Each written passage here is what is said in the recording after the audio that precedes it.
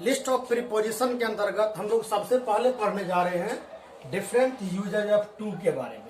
जैसा कि हम लोगों ने पहले ही देखा था कि एक एक प्रीपोजिशन के कई सारे अलग अलग प्रयोग और कई अलग अलग सारे उसके मतलब आदि भी हो सकते हैं। देखते हैं बारी बारी से इसके बारे में।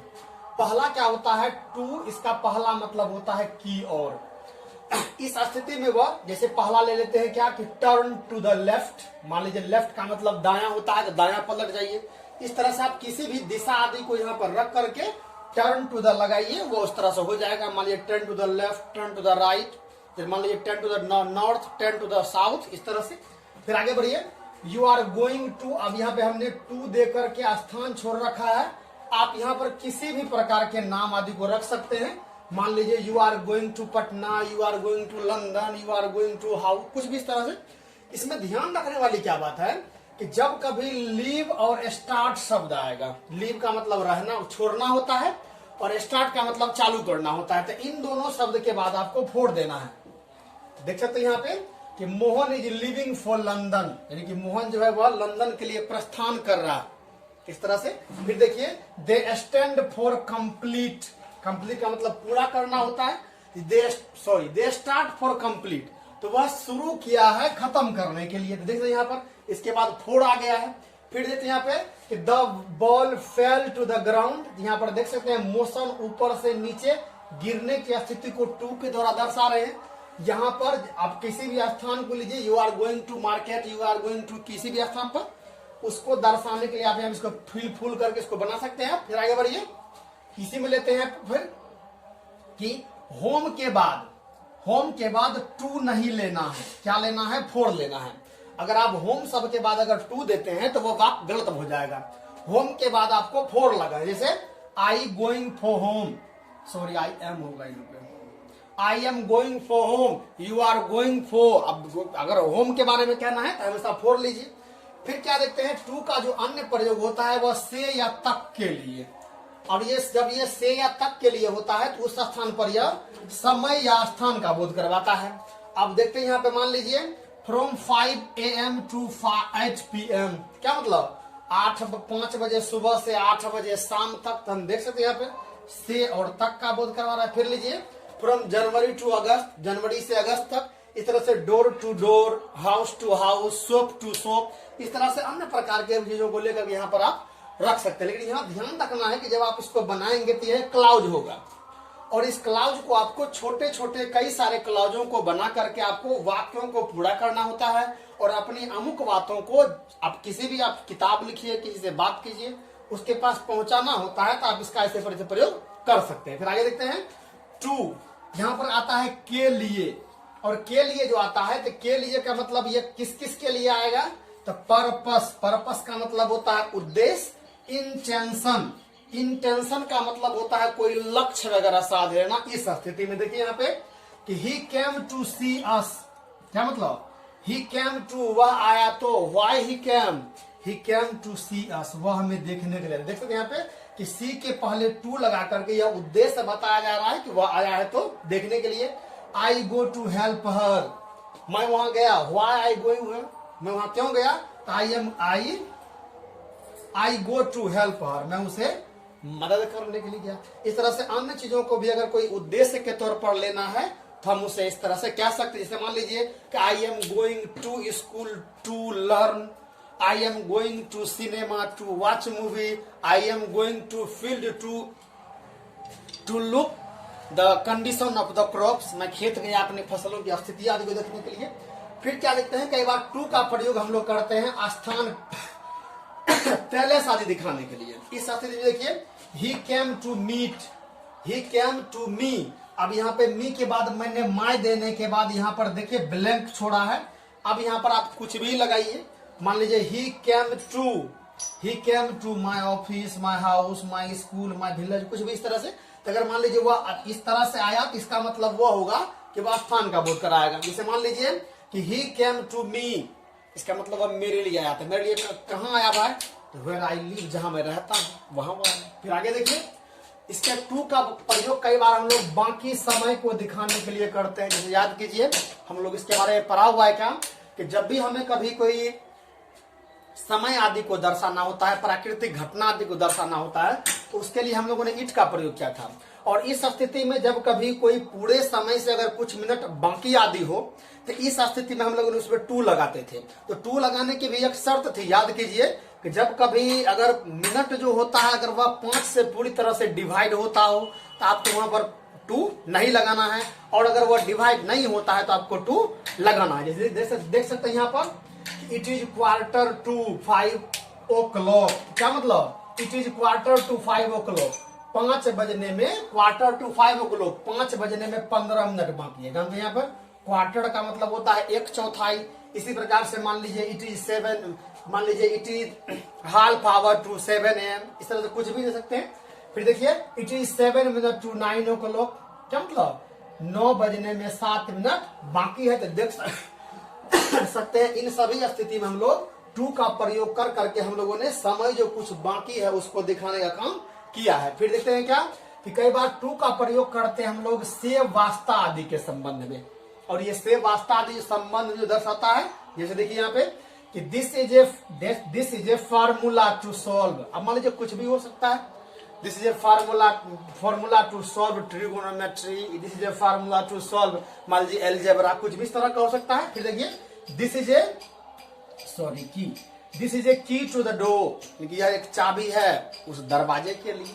इसी प्रकार से अन्य प्रकार मान लीजिए कि this is a some word to English, this is a some word to speak English. इस तरह देख सकते हैं अगर हम उसके यानी कि वास्ते या संबंध के लिए फिर किसी पर्पस के लिए लेंगे तो इस स्थिति में उसके पहले हम टू का प्रयोग कर सकते हैं। फिर क्या देखते हैं कि टू का प्रयोग कई बार हम लोग कंपेरिजन का मतलब होता है तुलना, और रेटियो का मतलब होता है अनुपात।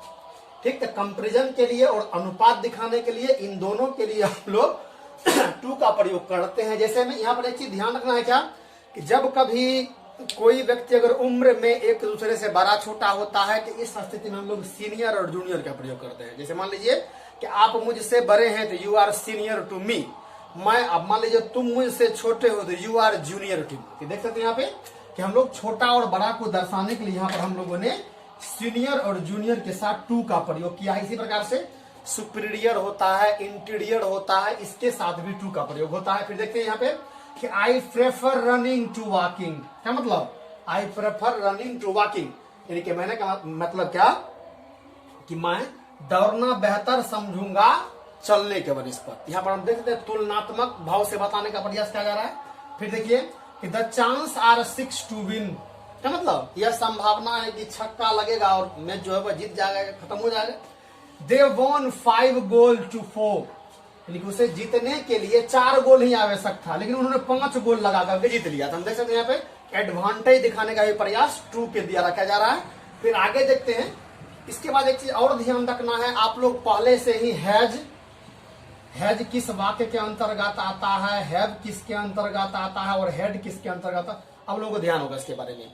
जब वर्तमान काल में आपको किसी भी प्रकार का अगर स्वामित्ववादी को दर्शाना होता है तो आप लोग हैज का प्रयोग करते हैं।